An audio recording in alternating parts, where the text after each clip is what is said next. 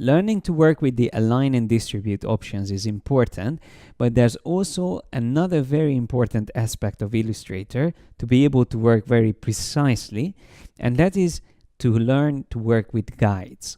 I already mentioned before that when you move objects around, you probably notice these purple lines appearing.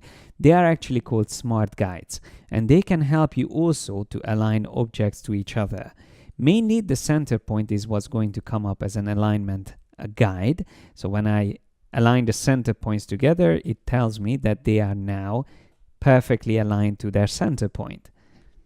So even if the objects are different in size, it will still work. When I get to the center point of the other shape, it will tell me that it's now aligned. Now, if I drag this other object here, it will also help me to align them to each other, but it also shows me when the distance between these objects is the same. So it almost works as a distribute spacing technique, once again just relying simply on the smart guides. Of course, smart guides will also show up when you try to align to the edge of an object, or here to the other object, and of course it will work once again once we move this shape here closer. But you don't have to rely on smart guides because you can create your own guides as well. One way to add guides is to drag them out from rulers. So you can drag out a horizontal guide from the top ruler or a vertical guide from the left ruler. If you drag a guide from the top and you want to switch the direction of it, just hold down the Alt key. That way it can be turned into a vertical guide. By default, these guides are locked, but you can always go into the view menu and under guides, you can unlock them. Once they are unlocked, that means you can easily position them and move them around. But also a useful thing that once you can select a guide, I can set the X and Y value for them. In case of a horizontal guide, it's more important to set the Y value. If I just type in 25, it will go exactly there. So from the top edge of this artboard, it goes down 25 millimeters. For this guide here on the left, let's say I want this to be also 25 millimeters, but on the X value, which means from left, it will be 25 millimeters. As you can see, that's exactly the same distance from the top left corner. So now if I want, I can move these objects around and I can not only align them to each other, but I can also align them to these guides. So that's a great technique, again, if you want to work very precisely. And another interesting thing is that you can actually turn objects into guides.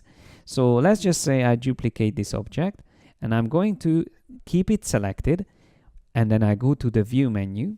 And there I can find under the guides an option called Make Guides. That's Command or Control 5, by the way. And if I select that, then the whole object is now turned into a guide.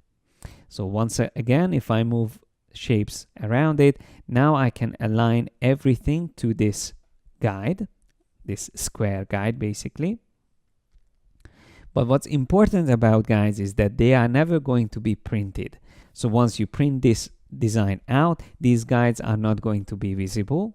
And you can also hide them if you don't wish to see them. So there's a shortcut for that as well. The semicolon and Command or Control can hide them or show them again. If you decide not to use guides anymore, or the current guides you want to get rid of, you can also clear the guides. Also, if you feel like the smart guides always get in the way, you can turn them off. Once again, View, and just simply turn them off here. Command or Control U is the shortcut to turn them off. Once smart guides are off, you won't be able to see those purple lines appearing anymore. Apart from guides and smart guides, there is another great feature that you can use to work precisely, and that's called Grid.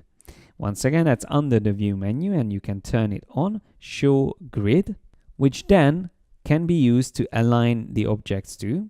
But to activate it, you also have to turn on the Snap to Grid option. Once that's on, now if you move objects around, you will see how they will be aligned to the grid. So that is also an extremely useful technique, and it also helps to very quickly align objects and keep the space between them exactly the same. Like now we have one block between them, and that was very easy. But if I want to have 2 squares distance between them, I can also do that just as quickly. Not only moving the objects will be aligned to the grid, but also resizing these objects.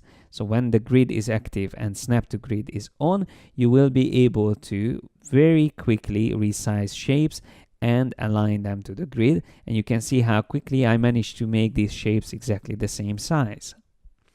Now, to change the grid itself, you can go to the preferences and choose guides and grid, where you will be able to set exactly how many divisions you want.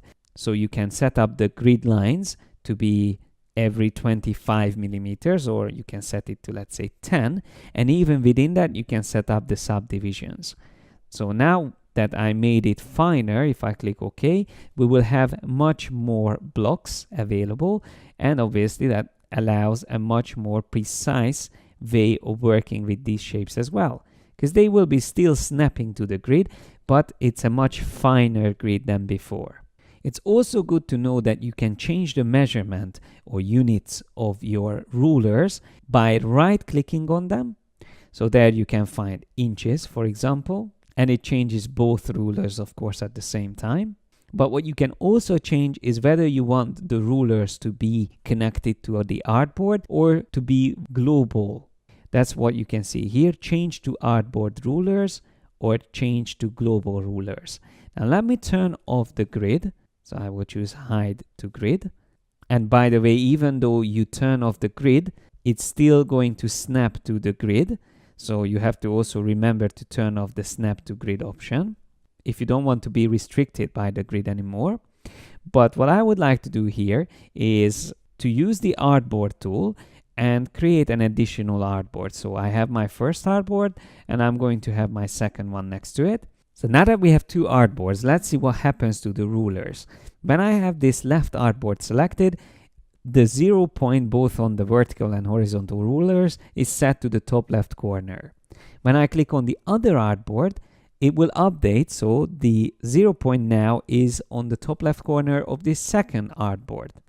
Why is that important? Because if I select an object and it's on this second artboard here, I can set its position from the transform panel to 0, and that will keep it on the same artboard.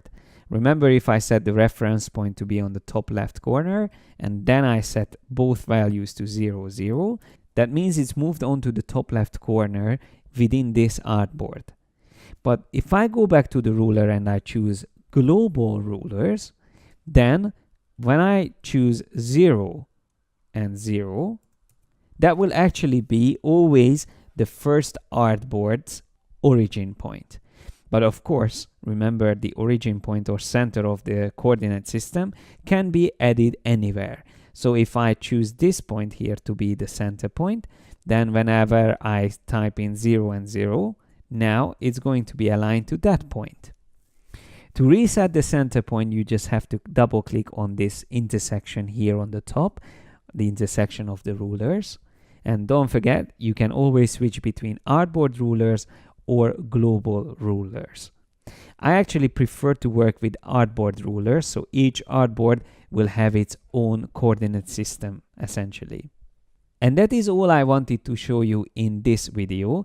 So now not only alignment and distribution can help us, but also guides, grids, and rulers to precisely position our objects. And this is all I wanted to explain in this chapter. But to practice the most important things that we've learned here, in the next video, I'm going to give you a couple of exercises that you can go through to make sure you understand the most important concepts.